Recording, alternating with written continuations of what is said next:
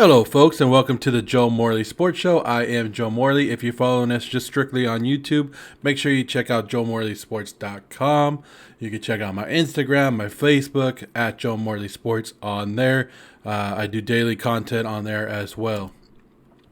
Today, we're going to talk about the 2020 preview of the Atlanta Falcons. So, here is their head coach. I believe he's on the hot seat. If you don't follow the Atlanta Falcons, his name is Dan Quinn. Of course, he came over from the Seattle Seahawks, where he was a defensive coordinator over there when they went to their Super Bowl.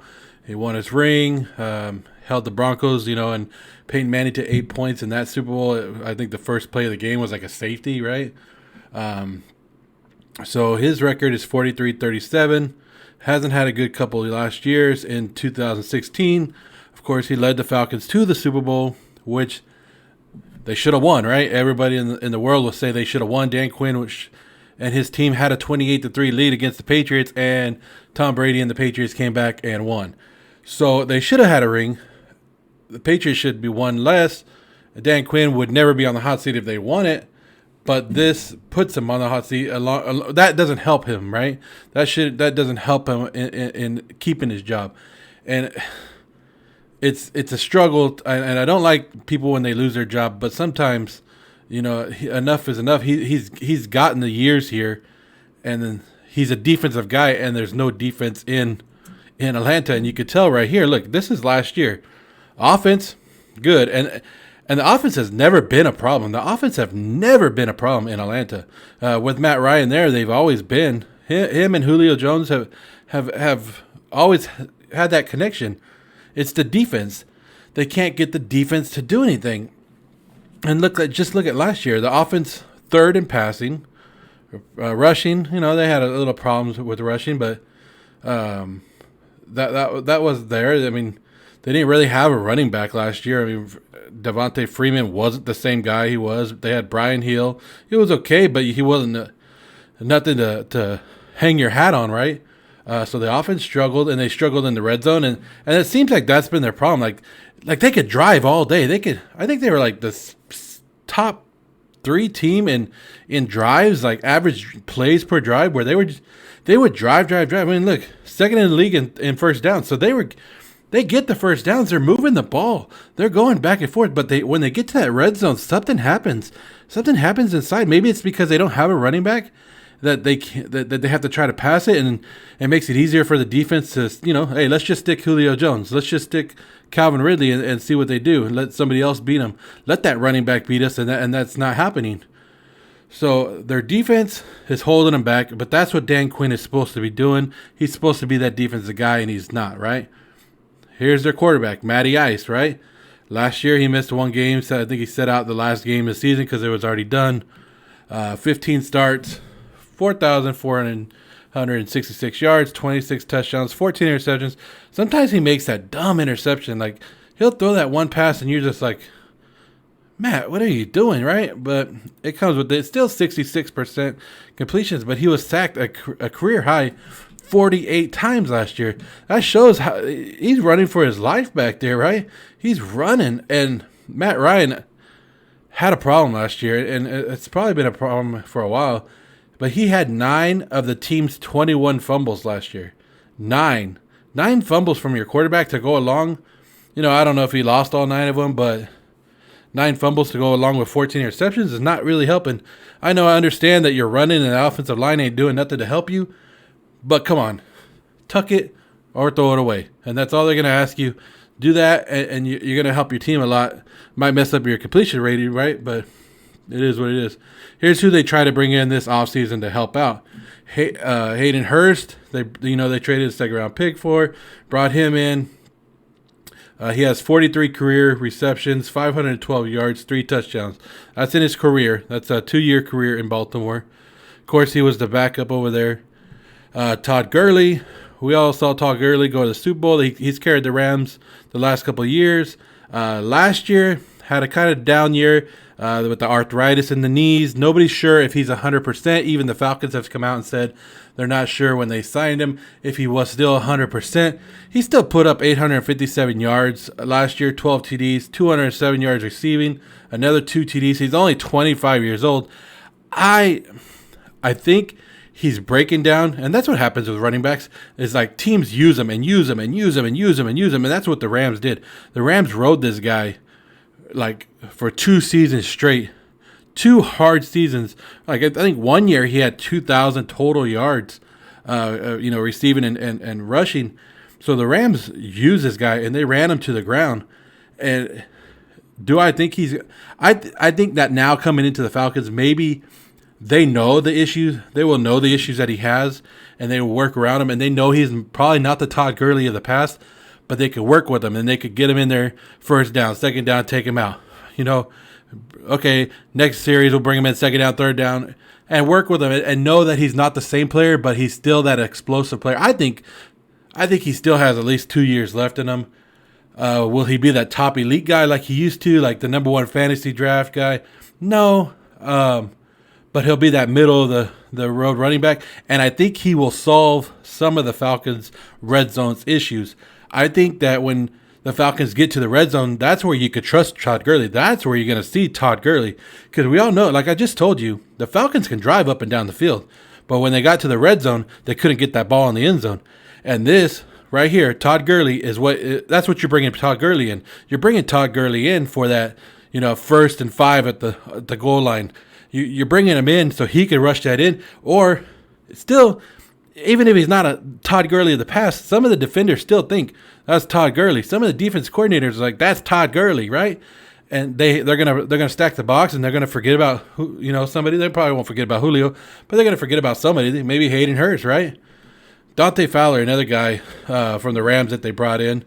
Another young guy. He had 58 tackles, 2 forced fumbles, 1 fumble recovery for a touchdown last year, and 11.5 sacks. So that was with the Rams last year. Now he's coming over here on a defense that really needs somebody to help out. And then they went defense heavy, their first 2 picks. Basically, their 4 picks are defensive players, which is what they need, right?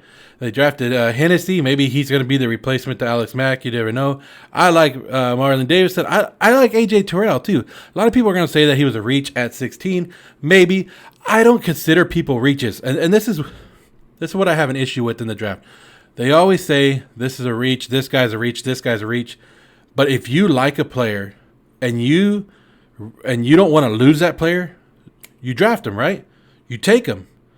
Do you think, okay, maybe I could trade down, but then you're risking it. But if that's your guy, and that's the guy you believe in, and that's the guy you think will turn your franchise around, you draft him when you draft him, and it's not a reach because that's who you wanted. It doesn't matter if he went 16th, 18th, 24th, 25th. Doesn't matter if you traded down 1 or not. No, it doesn't, because you got the guy that you wanted, and that's what matters. Getting the guy that you wanted is what matters. So that's why I don't understand when they say reaches. There's no reaches. That's the guy that the franchise wanted. So it's not a reach if that's where they wanted to take him, right? Anyways, here's your projected offensive depth chart. Matt Ryan, of course, is still there. You can't complain about Matt Ryan. Does he still make a little bit of mistakes? Yes, but he's one of the top quarterbacks in the league. And there's not much better than Matt Ryan you can get. So Atlanta Falcons fans might cry about Matt Ryan, but I think any franchise, like I would say 25 other franchises at least would take him, right? Todd Gurley, we're going to hope he's still good. Eno Smith and Brian Hill, they weren't it last year. We'll just say that. They weren't it last year. They proved that they weren't going to be it. So maybe Todd Gurley will come in and help, and like I said, help in the red zone at least. Julio Jones, Calvin Ridley, I like. Sanu's gone. They traded him, remember, last year. Hooper's gone. That's why Hurst is there. Gage was coming along. We'll see how he is. I'm not really sold on a lot of the backup wide receivers here. I think that might be one of their issues. Hurst, I'm going to believe in Hurst. And the reason I believe in Hurst is because of Hooper and what the tight ends do. Tony Gonzalez was good. Matt Ryan used Tony Gonzalez. He used Hooper. So I believe that it will continue this trend in Atlanta.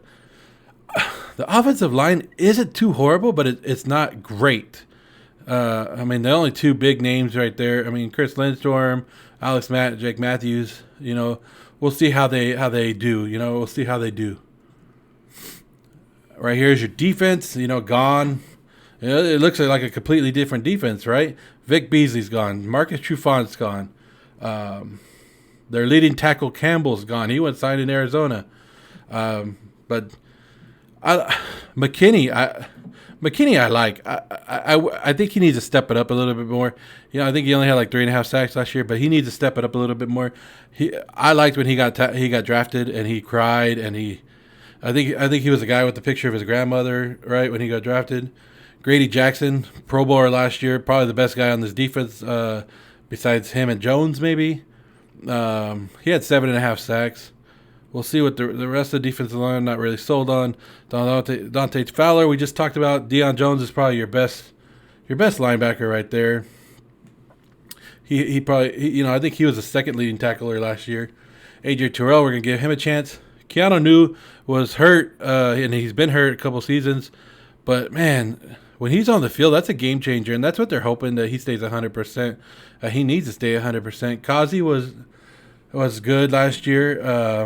I think he was a lead. No, he wasn't. He was like the second most interceptions on the team behind Trufant, who's gone now, right? So I'm not believing in the defense. I don't see it. I don't see it again. Maybe Dan Quinn has magic up his sleeve for this defense, but I don't see it again. I see them struggling. I mean, tell me that you don't see Drew Brees, Tom Brady, maybe not Teddy Bridgewater, but tell me you don't see that division eating them up. I mean, Seahawks first game, Russell Wilson. Do you think Russell Wilson is scared of that defense right now? Probably not. I think Dak Prescott and Ezekiel Elliott scared of that, and Amari Cooper and all them in Cowboys land are scared of him. No. Think Aaron Rodgers is scared of him? No. I mean, Kirk Cousins not the greatest quarterback, but do you think Kirk Cousins is scared of him? No. Matthew Stafford could probably tear him up. Look at that. Broncos, Saints, Raiders, Saints again, Chargers, Bucks, Patrick Mahomes. Come on. The offense can keep him in a lot of these games. Don't get me wrong. The offense can none of these defense really scare me against Atlanta's offense and what Atlanta's offense does. But if Gurley's not 100%, right? And then Julio Jones is the only target you have because they double team Julio Jones, so now you only have Calvin Ridley and Hurst. I mean, really? Are you going to be able to keep in the games if your defense is giving up 20-plus points? So, no, that's why my prediction is 3-13.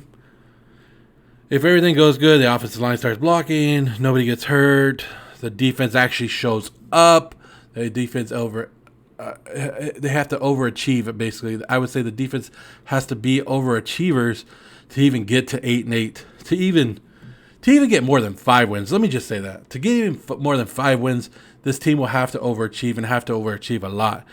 I mean, the Saints, there's no competing with the Saints. There's no competing with the Buccaneers. That's just in their division, and then you saw the rest of the schedule. So, but, hey, a couple bad things too, and they go 1-15. This, I know a lot of people will say, they came on last year. I think they started 1-5, 1-7. They started like 1-6, 1-7, right? Something like that. So people are gonna be like, "Well, they came on." Yeah, but good teams don't start, horrible. And this, I'm sorry, but I don't see the Atlanta Falcons doing it. And I, maybe they prove me wrong. Maybe the fans prove me wrong. You can tell me what you think. Here's your salary cap status for the next couple years. Next year, they have no money. Right now, they have 11. They still got to sign some draft picks. But next year, 2021, nothing. And Alex Mack, Todd Gurley, and Keanu Neal would be your free agents. I would say none of them come back at this point. You probably have to find somebody to cut. You probably have to restructure some deals to get that under salary cap. So a bad team going into this year probably won't finish the year good, and then going into next year with no money. I don't know. If you're an Atlanta Falcons fans, are you happy right now? Could you be happy with seeing that? What I just showed you. I just showed you that the team is struggling. I just showed you their stats. I just showed you that they have no defense, and then now they have no money. And I just told you that I predicted them to go 4-12, maybe a possibility at 8 wins, maybe. It's a tough possibility, but even if so say the season goes good, they go 8-8, right? They go 8-8. Then what? They're gonna have to take away some of the best players. They're gonna have to move some stuff around because they have no money. They overstretched their salary cap, and it's not a good look. And that defense is already horrible, and there's nothing you can do to bring people in. So it's not looking good for the Atlanta Falcons, and I'll just say that. That's my 2020 team preview of the Atlanta Falcons. Tell me what you think below. Also go and, like I said, visit my website, joemorleysports.com, Instagram, Facebook. You can hit me up on Twitter. You can email me at joemorleysports@gmail.com. I'm always around. I appreciate it, and take care, guys. Take care.